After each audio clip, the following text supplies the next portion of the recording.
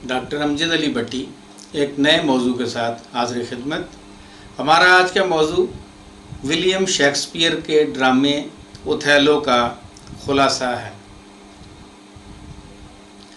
ड्रामे के नुमायां किरदारों की तरफ पहले हम देखते हैं कि इसमें ड्यूक ऑफ वेनिस, ब्राबांतियो जो कि एक सेनेटर, और डेस्डिमोना जो इस ड्रामे की हीरोइन है उसका वालिद है।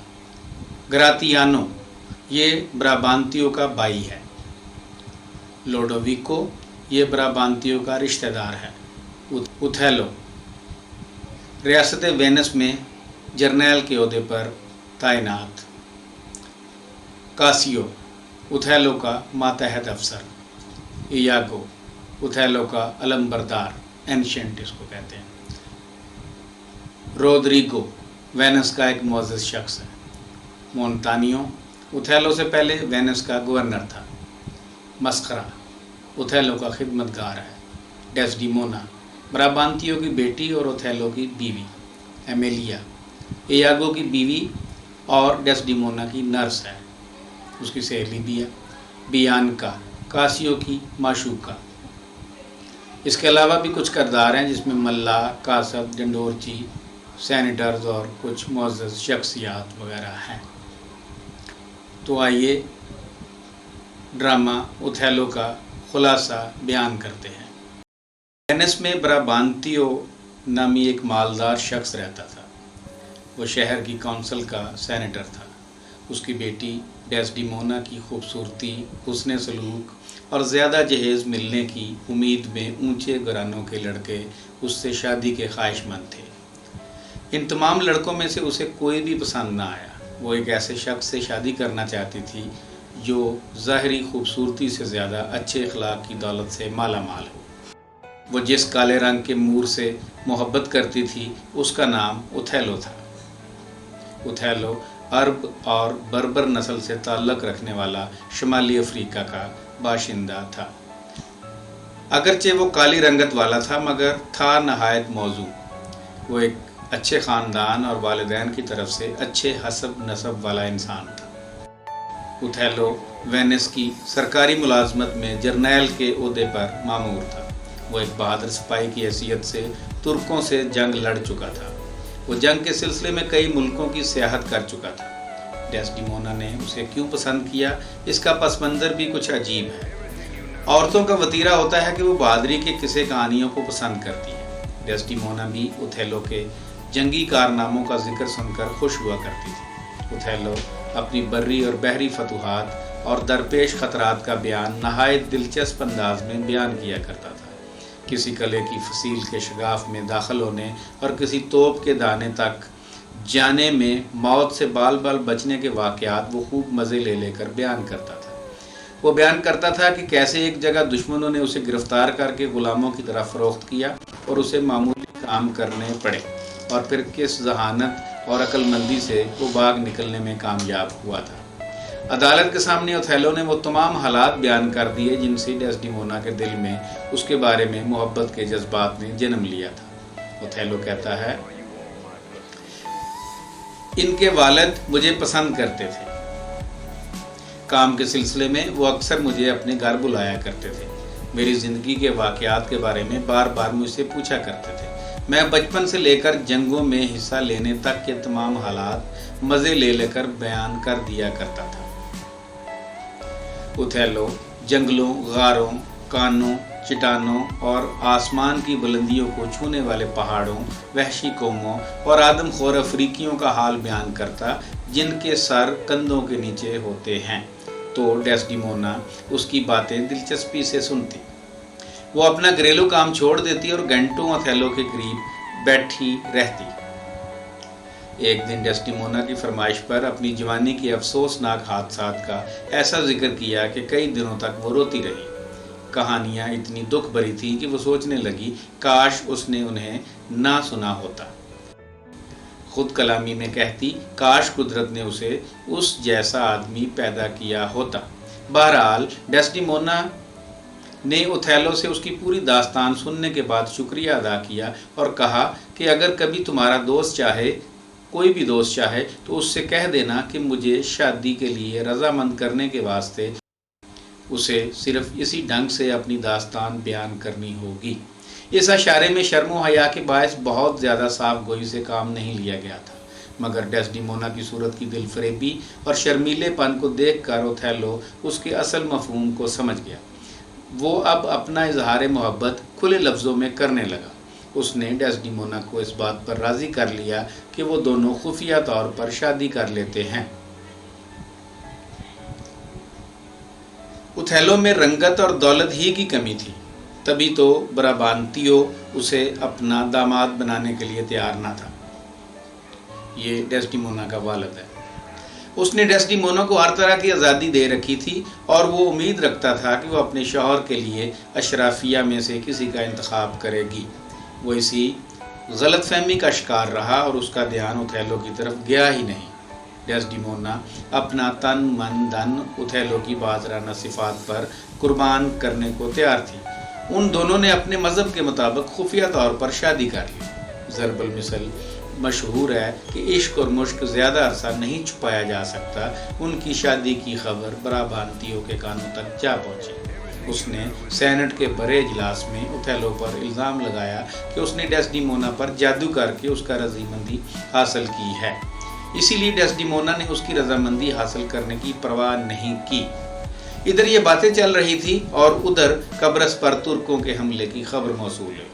اطلاعات تھیں کہ ترک فوجیں قبرص کو وینس کے قبضے سے چھین لینا چاہتی ہیں، اسی لیے ان کا سمندری بیڑا جزیرہ قبرص کی طرف بڑھ رہا ہے۔ ان حالات میں ملک کو اوتھیلو جیسے بہادر جرنیل کی ضرورت پیش آئی تاکہ اس کے ذریعے قبرص کو بچایا جا سکے۔ ایک طرف اوتھیلو اتنے بڑے سرکاری عہدے پر تعینات اور دوسری جانب ایک سنگین جرم میں ملزم، جس کی سزا وینس کے قانون کے مطابق سزائے موت تک دی جا سکتی ہے، یعنی کہ چوری چھپے شادی کرنا۔ اوتھیلو پر الزامات لگانے میں بوڑھا برابانتیو غصے کی وجہ سے کوئی ٹھوس بات نہ کہہ سکا، حالانکہ اس کا بیان اجلاس کے ممبران نے نہایت توجہ سے سنا۔ وہ اعتدال کو ترک کر کے ثبوت کی بجائے امکانات کی بات کرنے لگا، جس کا اثر وہاں بیٹھے لوگوں پر بالکل بھی نہ ہوا۔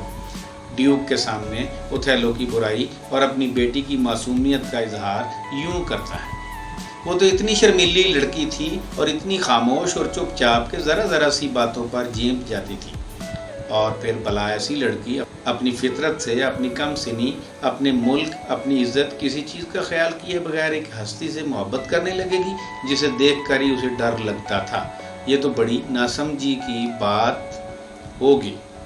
اگر یہ مان لیا جائے کہ اس کی طرح کی اچھی لڑکی بالکل اپنی فطرت کے خلاف اس قسم کی کوئی حرکت کرے گی، اور اگر اس سے کوئی ایسی حرکت سرزد ہوئی ہے، تو لا محالہ ہم کو یہ نتیجہ نکالنا ہی پڑے گا کہ اس کے پیچھے کوئی گہری شیطانی سازش ہے۔ اسی لیے میں پھر کہتا ہوں کہ یا تو اس کو کوئی ایسی جڑی بوٹی کھلائی گئی ہے جس نے اس کے دماغ پر اثر ڈالا ہے، یا کوئی ایسی دوا اسے جھاڑ پھونک کر یا منتر پڑھ کر اس شخص نے پلائی ہے کہ اس کے ہوش درست نہیں رہے۔ جیوری نے جب برابانتیو کی گفتگو سنی تو اپنی صفائی کے لیے اوتھیلو کو بھی بلا لیا۔ اس نے جادو بیانی کے ساتھ اپنی داستان عشق اور وہ واقعات جن سے ڈیسڈیمونا متاثر ہوئی تھی منوان بیان کر دیے، جس سے ثابت ہو گیا کہ اس نے کوئی جادو نہیں کیا۔ اس کا جادو اور منتر اس کی پرلطف داستان بیان کرنے کی صلاحیت ہے، جس سے عورتوں کے کان ادھر متوجہ ہو جاتے ہیں۔ اوتھیلو کے بیان کی تصدیق خود ڈیسڈیمونا نے بھی کر دی، جو عدالت میں موجود تھی۔ اس نے باپ کے سامنے تسلیم کیا کہ اس نے کوٹ مجھے پالا پوسا اور میری تربیت کی۔ میری زندگی اور تربیت دونوں کا تقاضا ہے کہ میں آپ کا احترام کروں۔ اس حیثیت سے آپ حاکم ہیں اور اس حد تک آپ کی بیٹی ہونے کے ناطے آپ کی فرمانبرداری میرا فرض ہے، لیکن یہ میرے شوہر ہیں اور میری یہ عرض ہے کہ جتنی آپ کی اطاعت میری ماں نے کی اور اپنے والد پر آپ کو ترجیح دی، آپ مجھے میرے آقا مور کی اتنی ہی اطاعت کرنے کی اجازت دیں۔ بیٹی کی طرف سے اوتھیلو کی کھلم کھلا حمایت کرنے پر برابانتیو کے پاس کوئی چارہ کار نہ رہا۔ اس نے نہایت مایوسی کی حالت میں اوتھیلو کو اپنے پاس بلایا اور ڈیسڈیمونا کا ہاتھ اس کے ہاتھ میں تھماتے ہوئے کہا: کوٹ میں تمہارے سپرد اس ہستی کو کرتا ہوں جو پہلے ہی سے تمہارے پاس ہے، اور جسے اگر میرا بس چلتا تو اتنے ہی خلوص سے میں تم سے دور رکھتا۔ اور جہاں تک تمہارا تعلق ہے، میری بیٹی ہیرا ہے، سچ کہتا ہوں کہ اس وقت مجھے خوشی ہو رہی ہے کہ میری اپنی کوئی اور اولاد نہیں ہے، اس لیے کہ تم نے فرار ہو کر جو حرکت کی ہے اس کا میرے اوپر یہ اثر پڑتا کہ میں ان کے ساتھ اتنی سختی برتتا کہ وہ ذرا بھی ہاتھ پاؤں نہ ہلا سکتے۔ انکوٹ۔ اس قضیے سے فراغت پانے کے بعد اوتھیلو قبرص کی جنگ کی تیاری کرنے لگ گیا۔ ڈیسڈیمونا نے اس کی عزت کی خاطر اسے جنگی محاذ پر جانے کی اجازت بھی دے دی اور خود بھی اس کے ساتھ قبرص جا پہنچی، مگر وہاں پہنچنے پر معلوم ہوا کہ ترکی کا بحری بیڑا ایک طوفان میں گر کر فنا ہو چکا ہے اور اب قبرص کو فوری کوئی خطرہ نہیں ہے۔ اس طرح ترکوں کی جنگ سے تو سب بچ گئے، لیکن ڈیسڈیمونا کے خلاف ایسے حاسد دشمن پیدا ہونے والے تھے جو ترکوں سے بھی زیادہ ہولناک تھے۔ فلورنس کا رہائشی کاسیو اوتھیلو کا قابل اعتماد دوست تھا۔ ڈیسڈیمونا کے ساتھ عشق کے معاملات میں اس نے اوتھیلو کی بہت مدد کی تھی۔ اوتھیلو اسے کبھی کبھی عدالت کے معاملے میں اپنا قائم مقام بنا کر بھی بھیجا کرتا تھا۔ کاسیو اکثر ایسی باتیں کرتا جو سننے والوں کا دل لبھا لیتی۔ بہت سی باتیں ایسی تھی جو عورتوں کو پسند ہوتی ہیں۔ اگرچہ اوتھیلو کسی قدر عمر میں بڑا تھا، لیکن وہ انتہائی دھیمے مزاج اور نیک خیالات والا انسان تھا۔ وہ نہ تو خود کسی قسم کی کمینی حرکت کرنے والا تھا اور نہ وہ دوسروں پر شک و شبہ کرتا تھا۔ اس قسم کی معصومانہ سادگی اوتھیلو کے لیے عزت کا باعث تھی۔ شادی کے بعد بھی کاسیو کا اوتھیلو کے گھر آزادانہ آنا جانا جاری رہا۔ ڈیسڈیمونا کاسیو پر اعتماد تو کرتی تھی، لیکن ایک پاک باز، شریف اور باعصمت عورت کی حیثیت سے شرم و حیا کا پاس رکھتی تھی۔ کاسیو پر اسی اعتماد کی بدولت اوتھیلو نے اسے لیفٹیننٹ کے عہدے پر ترقی دی تھی۔ اس کی اس ترقی سے ایک اور سینئر افسر ایاگو بہت ناراض ہوا کہ وہ خود اس عہدے کا امیدوار تھا۔ اسی لیے وہ کاسیو سے مذاق کیا کرتا تھا کہ تم تو عورتوں کے محبت کے قابل ہو، تم جنگ کے میدان میں لڑنا کیا جانو۔ ایاگو کو نہ صرف کاسیو سے نفرت تھی بلکہ وہ اوتھیلو کو بھی سخت ناپسند کرتا تھا۔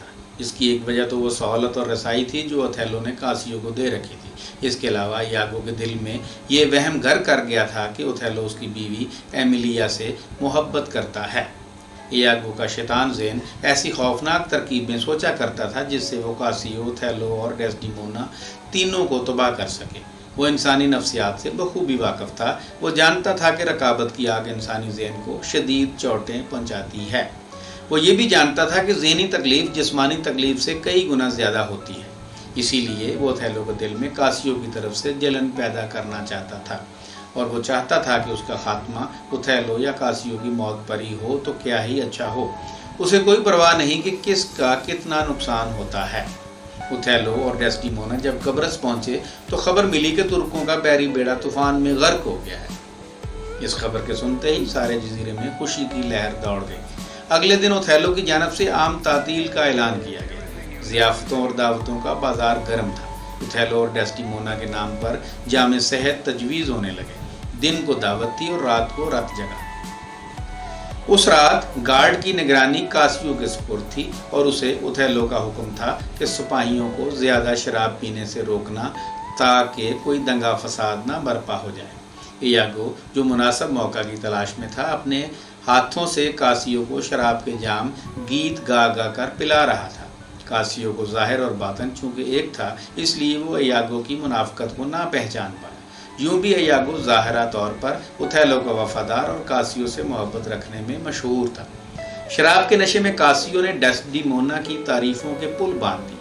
اس کے نام کا جامع صحت بار بار تجویز کرتا اور پیتا چلا گیا، یہاں تک کہ ایاگو نے شراب کے ذریعے اس کے حواس گم کر دی۔ ایاگو کے اکسانے پر کاسیو اور ایک دوسرے شخص کی تو تکار جھگڑے میں بدل گئی اور دونوں میں تلواریں نکل آئیں۔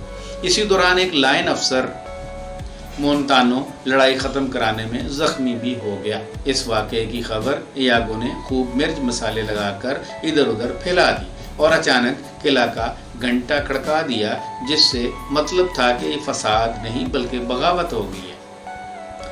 گھنٹے کی آواز سنتے ہی اوتھیلو بیدار ہو گیا اور جائے واردات پر پہنچ گیا۔ ابھی تک کاسیو پر نشے کا عالم طاری تھا۔ ایاگو نے بات کو ایسے بیان کیا گویا وہ کاسیو کے جرم پر پردہ ڈالنا چاہتا ہو۔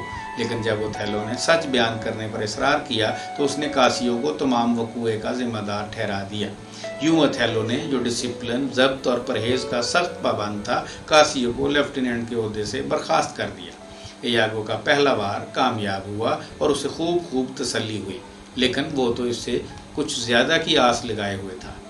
کاسیو نے سنجیدگی سے اپنے دوست نما دشمن ایاگو سے اپنی بے وقوفی پر اظہار افسوس کیا۔ وہ اس بات پر شرمندہ تھا کہ کیسے اس رات انسان سے حیوان بن گیا۔ اسے سجائی نہیں دے رہا تھا کہ کس منہ سے اوتھیلو سے معافی مانگے۔ اسے خود سے نفرت محسوس ہو رہی تھی۔ ایاگو اس کی باتوں کو سنجیدگی سے نہیں لے رہا تھا۔ وہ مسلسل ٹال مٹول سے کام لے رہا تھا۔ کہنے لگا اگر وہ بھی اس کی جگہ ہوتا تو شراب نوشی کر کے یوں ہی ہلا گلا کرتا، اور کاسیو سے رازداری میں کہنے لگا کہ ڈیسڈیمونا کے ذریعے سفارش کرواؤ۔ ڈیسڈیمونا ایک رحم دل اور نیک سیرت عورت ہے، وہ تمہاری سفارش ضرور کرے گی۔ گھبرانا نہیں، ایک نہ ایک دن تم پھر اوتھیلو کے منظور نظر بن جاؤ گے۔ ایاگو کے مشورے کے مطابق کاسیو نے معافی تلافی کے لیے ڈیسڈیمونا سے رابطہ کیا، جو جٹ سے سفارش کرنے پر تیار ہو گئی۔ اوتھیلو کو نہایت سمجھداری اور دلائل سے کاسیو کے حق میں دلائل دینا شروع کیے، سوائے اس کے کہ کہتے ہیں کہ جنگوں میں خطا کرنے پر بہترین آدمی کو بھی سزا دے کر مثال قائم کرنی چاہیے۔ اس برائے نام خطا پر ذاتی تعلقات بگاڑنے کی کیا ضرورت ہے؟ اسے کب بلایا جائے؟ بتائیے اوتھیلو، مجھے دل ہی دل میں تعجب ہو رہا ہے کہ ایسی بھی کوئی چیز ہے جس کا آپ مجھ سے مطالبہ کریں اور میں انکار کروں یا اس طرح شش و پنج میں کھڑی رہوں۔ اوتھیلو معاملے کو کچھ عرصہ کے لیے ملتوی رکھنا چاہتا تھا۔ اس کا خیال تھا کہ غلطی کرنے والے شخص کو اتنی جلدی معاف نہیں کیا جانا چاہیے۔ ڈیسڈیمونا نے کاسیو کے پشیمان، شرمندہ اور عاجز ہونے کا ذکر بھی کیا۔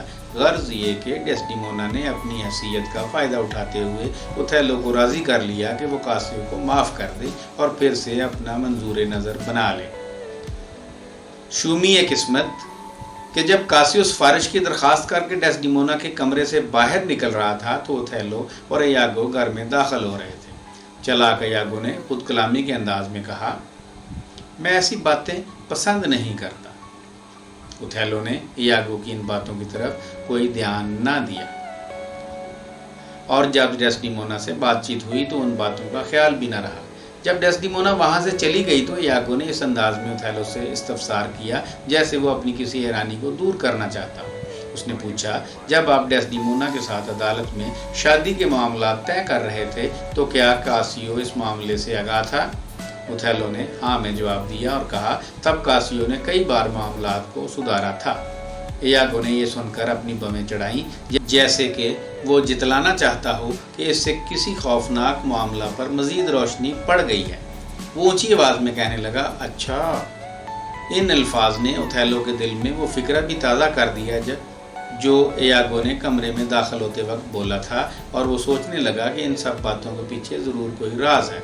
وہ ایاگو کو ایک منصف مزاج، محبت کرنے والا اور دیانتدار آدمی سمجھتا تھا، اس لیے اس کے دل کی نکلی بات اوتھیلو نے مبنی بر جھوٹ یا مکاری نہیں بلکہ قدرتی سمجھی۔ اوتھیلو نے اس سے درخواست کی کہ اس سلسلے میں جو بھی اسے معلوم ہو کہہ ڈالے اور برے خیالات کو بھی پیش کرنے میں پس و پیش سے کام نہ لے۔ ایاگو نے کہا، ممکن ہے برے خیالات یوں ہی میرے دماغ میں گھس آئے ہوں، کیونکہ ایسا کوئی مقام نہیں جہاں برے خیالات نہ پہنچ جائیں۔ میرے لیے یہ باعث افسوس ہے کہ میری نامکمل معلومات کے باعث آپ کے دل کا چین جاتا رہے گا، اور یہ مناسب نہیں کہ معمولی شک و شبہ کی بنا پر اچھے لوگوں کی بدنامی ہو۔ ایسی باتیں کرنے سے اوتھیلو کے دل میں اس نے شک کا بیج بو دیا۔ اوتھیلو نے کہا، میں مانتا ہوں میری بیوی حسین ہے، میل جول اور دعوتوں کو پسند کرتی ہے، آزاد کلام ہے، گاتی بجاتی ہے اور رقص و سرود کی بھی شوقین ہے، لیکن جب خود اس میں نیکی موجود ہے تو یہ سب باتیں بھی نیک ہیں۔ اسے بے وفا خیال کرنے سے پہلے ضروری ہے کہ اس کی بے وفائی کا پورا ثبوت میرے پاس موجود ہو۔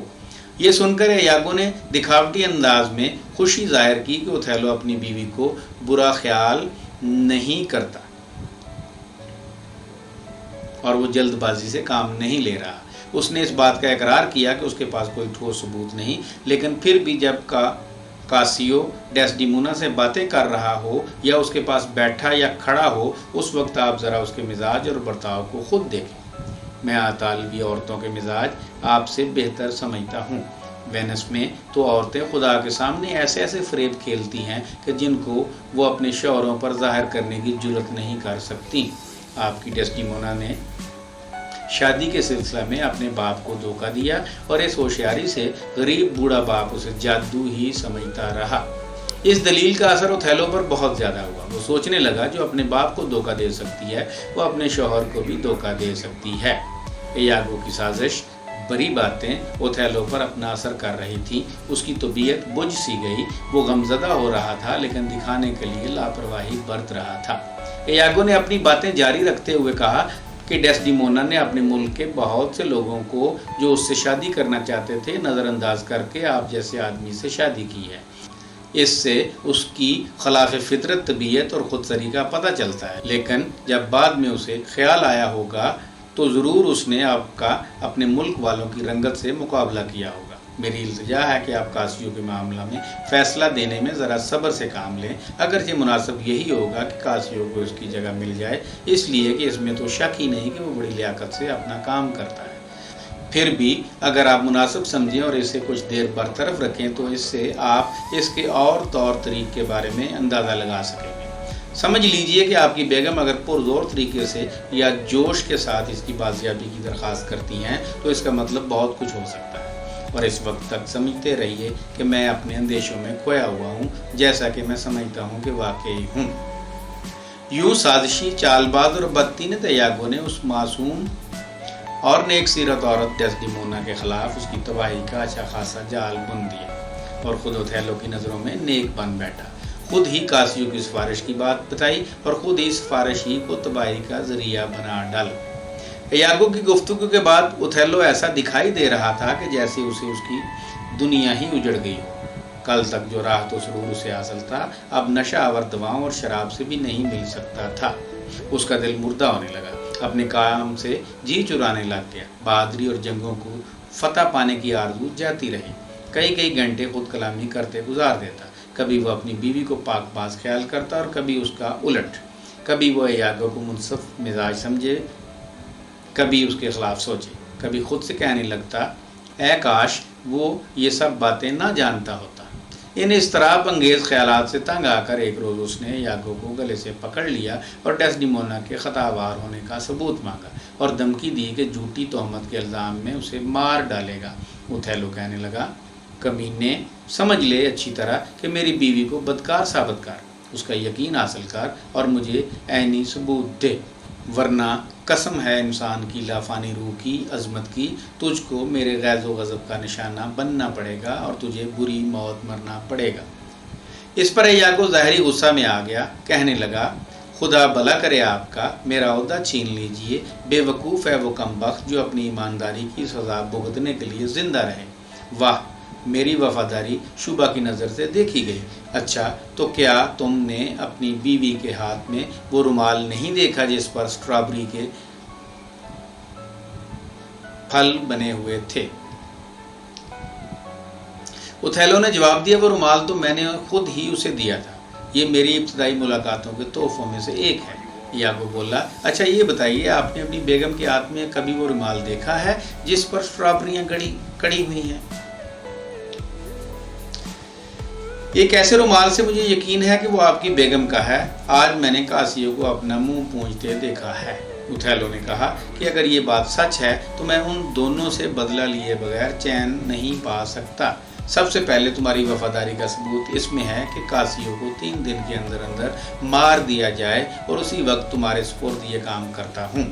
اور اس خوبصورت بلا، اپنی بیوی کی طرف اشارہ کرتے ہوئے، اس خوبصورت بلا کے لیے میں خود کوئی تیز قسم کی موت تجویز کروں گا۔ اب تم میرے لیفٹیننٹ ہو۔ اوتھیلو نے غلط اندیشی اور جذبات میں جھوٹ کو سچ مان کر دونوں پر موت کا فتویٰ صادر کر دیا۔ یہ بھی معلوم کرنے کی کوشش نہ کی کہ وہ رومال اس تک کیسے پہنچا۔ حقیقت یہ ہے کہ ڈیسڈیمونا نے اس قسم کا کوئی تحفہ کاسیو کو کبھی دیا ہی نہیں تھا، اور کوئی وفادار عورت اپنے شوہر کے تحفے کو دوسروں کو کیسے دے سکتی ہے؟ اصل بات یہ تھی کہ ایاگو نے یہ کام اپنی نیک دل مگر کمزور طبیعت بیوی کے ذریعے ڈیسڈیمونا کے گھر سے رومال اس بہانے سے منگوا لیا تھا کہ اس رومال کے جیسا دوسرا رومال تیار کرانا ہے، اور پھر اسے کاسیو کے راستے میں ڈال دیا جسے اس نے پڑا دیکھ کر اٹھا لیا تھا۔ اوتھیلو گھر میں گیا اور اس نے سر میں درد کا بہانہ کیا، یا ہو سکتا ہے ذہنی تکلیف سے اسے درد بھی ہو رہا ہو، اور کن پٹیوں پر باندھنے کو رومال ڈیسڈیمونا سے طلب کی۔ وہ ایک رومال لے کر آئی۔ اوتھیلو نے وہ رومال مانگا جس پر اسٹرابری کے پھل بنے ہوئے تھے، وہ گھر میں موجود نہ نکلا۔ وہ تو جیسا کہ بیان کیا جا چکا ہے چوری کرا لیا گیا تھا۔ ڈیسڈیمونا کو بھی کچھ یاد بھی نہیں آ رہا تھا کہ وہ رومال اس نے کہاں رکھ دیا ہے۔ اوتھیلو بولا، یہ تو برا ہوا، وہ رومال میری ماں کو ایک مصری عورت نے دیا تھا جو جادوگرنی تھی۔ مرتے وقت رومال وہ میری ماں نے مجھے دیا اور کہا کہ جب خیر سے میں دلہن لاؤں تو یہ اسے دے دوں۔ میں نے ایسا ہی کیا اور تم اس کی قدر کرو، آنکھ کی پتلی کی طرح اس کی حفاظت کرو۔ اسے کھو دینا یا کسی کو دے دینا ایسا غضب ہوگا کہ اس سے بدتر اور کچھ ہو ہی نہیں سکتا۔ ڈیسڈیمونا بولی کہ کیا یہ سب کچھ تم صحیح کہہ رہے ہو؟ اس پر اوتھیلو بولا، بالکل صحیح ہے، وہ جادو کا رومال ہے، ایک جادوگرنی نے 200 برس قبل ریشم سے تیار کیا تھا اور اسے کمواری لڑکیوں کے دلوں کی ممی حنوط شدہ لاش میں رکھ کر رنگا گیا تھا۔ ڈیسڈیمونا نے رومال کی جو یہ سب تاثیر سنی تو خوف سے پریشان ہو گئی اور سوچنے لگی کہ کہیں وہ اپنے شوہر کی محبت سے بھی ہاتھ نہ دھو بیٹھے۔ اسی دوران اوتھیلو نے ذرا سختی سے دوبارہ سہ بارہ رومال مانگنا شروع کیا۔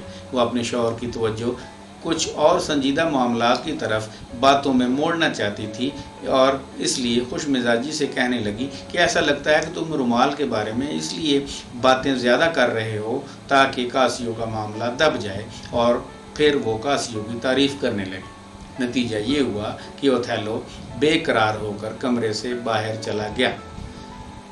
اب ڈیسڈیمونا کو بھی شک ہوا کہ اس کا شوہر اس سے بدگمان ہے، لیکن اسے اس بدگمانی کی وجہ نہ معلوم ہو سکی۔ وہ اپنے ہی پر ملامت کرنے لگی۔ وہ سمجھی کہ شاید وینس سے آئی ہوئی کسی بری خبر یا کہ ملکی مشکلات سے اوتھیلو کا دل پریشان ہے، اسی لیے اس کے مزاج میں شیرینی اب نہیں پائی جاتی۔ پھر وہ اپنے دل میں سوچنے لگی کہ مرد فرشتے نہیں ہوتے، جس وعدہ کے وفا کرنے کا اظہار وہ شادی کے دن کرتے ہیں، عورتوں کو شادی کے بعد اس کے پورا ہونے کی امید نہیں رکھنا چاہیے۔ پھر وہ اپنے آپ ہی کو برا بھلا کہنے لگی۔ کچھ دیر بعد ان دونوں کی ملاقات پھر ہوتی ہے۔ اوتھیلو نے ڈیسڈیمونا پر بے وفائی کا الزام لگا دیا، کہنے لگا تم کسی اور سے محبت کرتی ہو، لیکن اس نے اس شخص کا نام نہیں بتایا۔ اوتھیلو یہ کہتے ہوئے رونے لگا۔ ڈیسڈیمونا بولی، افسوس، یہ کیا منحوس دن ہے کہ آپ روتے ہیں۔ اوتھیلو نے کہا، میں ہر قسم کی خرابیوں، غریبی، مرض اور بدنامی وغیرہ کو برداشت کر سکتا ہوں، مگر تمہاری بے وفائی نے میرا دل توڑ دیا ہے۔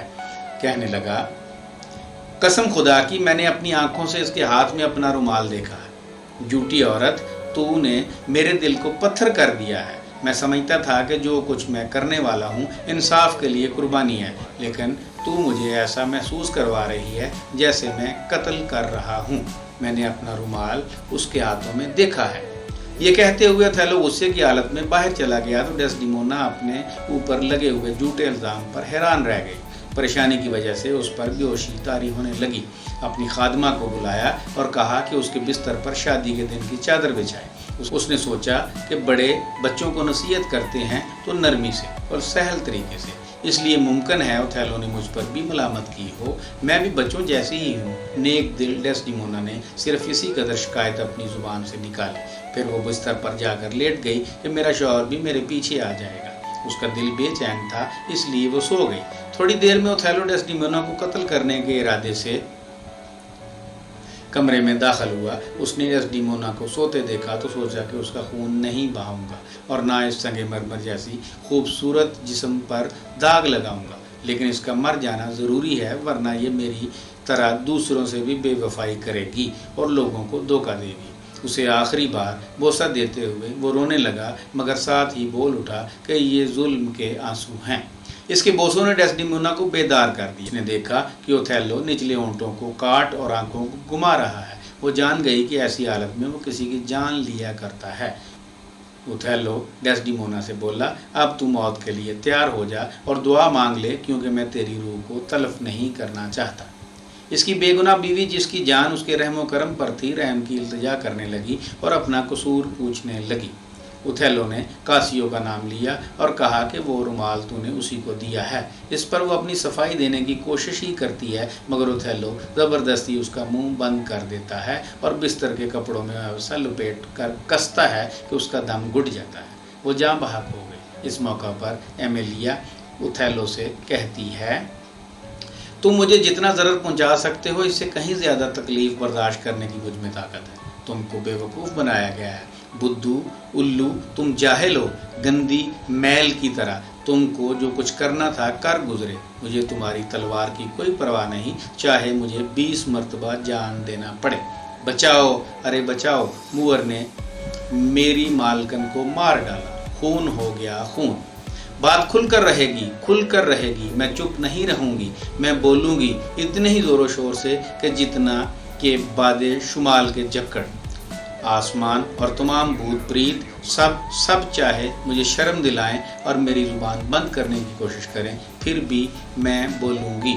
ओ नादान मूर, जिस रुमाल का तुम जिक्र करते हो वो तो इत्तेफाक से मुझे मिल गया था और मैंने इसे अपने खावंद को दिया था, इसलिए कि अक्सर बड़ी संजीदगी के साथ वो मुझसे मिन्नत करता था कि किसी तरह चोरी छुपे मैं उसे ये रुमाल दिला दूँ। इतनी ज़रा सी चीज़ के लिए इतना इसरार कुछ अजीब सा लगता था।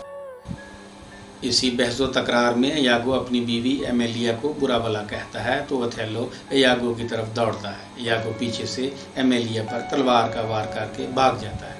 ऐन उसी वक्त कासियो के कत्ल पर मामूर शख्स उसे हलाक करने की कोशिश करता है, लेकिन सिर्फ जख्मी ही कर पाता है। कातल को यागो ने जान से मार दिया कि कहीं राज फाश ना हो जाए, लेकिन कातल की जेबों से कुछ खतूत ऐसे मिल गए जिनसे पता चलता है कि यागो कसूरवार है और कासियो बेगुनाह। उसी वक्त कासियो ओथेलो से अपना कसूर पूछने और माफ़ी मांगने पहुंच जाता है। वो ओथेलो से पूछता है कि उसे किस जुर्म में यागो के ज़रिए कत्ल करने की कोशिश की गई है। सवाल जवाब के दौरान कासियो ओथेलो से कहता है, मुझे वो रुमाल मेरे कमरे में मिला और अभी थोड़ी देर हुई यागो ने इकरार किया कि अपने किसी ख़ास मकसद को पूरा करने के लिए वो उसे जानबूझकर वहाँ छोड़ आया था। सही वाक़यात मालूम हो जाने पर ओथेलो पर गोया बिजली गिर पड़ी। वो सब कुछ जान गया। वो समझ गया कि वो एक कातिल है। उसकी मासूम पाकबाज बीवी हमेशा बासमत और नेक शुआर थी। ये पता लगने पर ओथेलो के दिल में इंतहा दर्जा का गम पैदा हुआ। उसे अपनी ज़िंदगी नाकाबिले बर्दाश्त लगने लगी। वो लोडोविको से कहने लगा, मैंने सरकार की कुछ खिदमत की है और इन्हें इसका इल्म है। अब इसका जिक्र करने की ज़रूरत नहीं। आपसे मेरी दरख्वास्त है कि आप अपने मरासले में जब इन बदबख्ती की हरकतों का जिक्र करें तब मेरे बारे में वही कुछ लिखिए जैसा कि आपने मुझे पाया है। ना तो किसी बात को हल्की करने की कोशिश कीजिएगा, न कीना परवरी। आप जिक्र कीजिएगा कि ऐसे शख्स का जिसने मोहब्बत करने में समझदारी तो नहीं दिखाई, लेकिन जिसने बहुत ज़्यादा मोहब्बत की है। एक ऐसा शख्स जिसके दिल में रकाबत का जज्बा आसानी से पैदा नहीं होता था, लेकिन अगर पैदा करवा दिया जाए तो उसे बुरी तरह परेशान करता था। ऐसा शख्स जिसने एक नादान की तरह अपने हाथ से एक ऐसा मोती फेंक दिया जो इसके सारे कबीले से ज़्यादा कीमती था। ऐसा जिसकी झुकी आंखें गो के उनका दस्तूर रिक्कत में आने का नहीं था, अब इस तरह जुर आंसू बहा रही है जैसे अरबी दरख्तों से मसलसल मुअत्तर रस की बूंदें टपकती हैं। ये सब आप लिखिएगा। और इसके अलावा ये भी कि एक बार हलब में जब एक शरारती तुर्क ने जिसके सर पर बड़ी सी पगड़ी बंधी थी एक वेनिस वाले को पीटना और हमारी रियासत को बुरा भला कहना शुरू किया, तब मैंने उसको गले से पकड़ लिया और तलवार घोंप दी। ओथेलो ने अपनी बीवी के पहलू में ही अपने को तलवार पर गिरा दिया और गिरकर मर गया। पास खड़े हुए लोग खौफ और हैरत में डूब गए। ओथेलो का जानशीन यागो कानून की इंतहाई सख्त गिरफ्त में लाया गया और सख्त तकलीफ के साथ कत्ल करवा दिया गया। साथ ही वेनिस की हुकूमत को इस मशहूर जर्नैल की यानी ओथेलो की काबिल अफसोस मौत की खबर दर्द भरे दिल से भेज दी गई। तो ये था मुख्तसर तरीन खुलासा ड्रामे